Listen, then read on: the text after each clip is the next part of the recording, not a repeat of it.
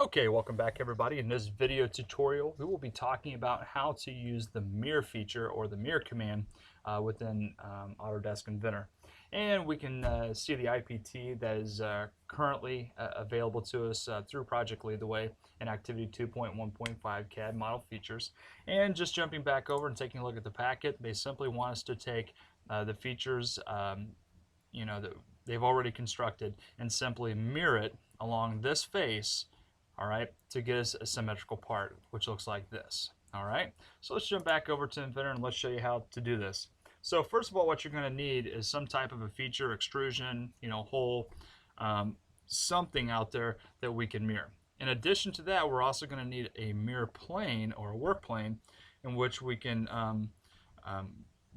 indicate for it to mirror that part along. All right, so in this case we're going to be needing a work plane that's on this face.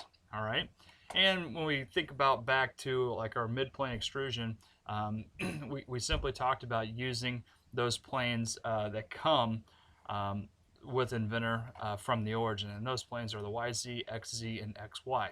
In this case, we can see that the YZ plane is on the back side, exactly where we need to mirror. So I'm going to go ahead and just turn that visibility on.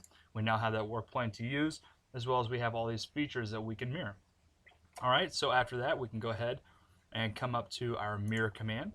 And it's first going to be asking us for features. Now we have the ability to come out here, indicate what those features are by simply picking on those, or we can actually come over to the browser and select those features just down through the browser list. So we can see we have one extrusion, we have a second extrusion which we use for a hole, as well as we had all those fillets. All right, now that we have all those selected, it's going to be indicating to us that we need to select our mirror plane. So I'm going to go ahead and hit this icon and come in here and find that mirror plane and select it.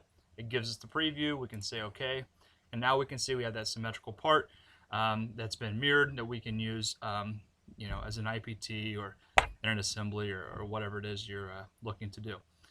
And as I always show you, now that we're done with this, okay, before we move on, it's a good idea to go ahead and just turn off that visibility of that work plane so it doesn't follow that IPT in other cases like we're using it in IEM and IP and so on. All right, so there you go. That's how we use the mirror feature in Autodesk Inventor.